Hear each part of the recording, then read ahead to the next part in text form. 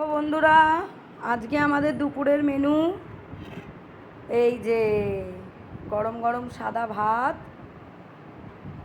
এখনো ধোঁয়া উঠছে, একদম গরম। আর ইলিশ মাছের মাথা দিয়ে পুঁই শাকের চচ্চড়ি। আজকে দুপুর একদম জমে যাবে। আর এই যে মা লেবু কেটে রেখেছে,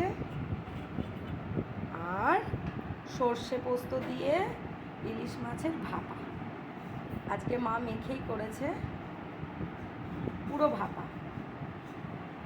কালারটা কেমন এসছে দেখো বন্ধুরা, কালারটা কীরকম এসছে, একদম জমে যাবে আজকে একদম দুপুরে।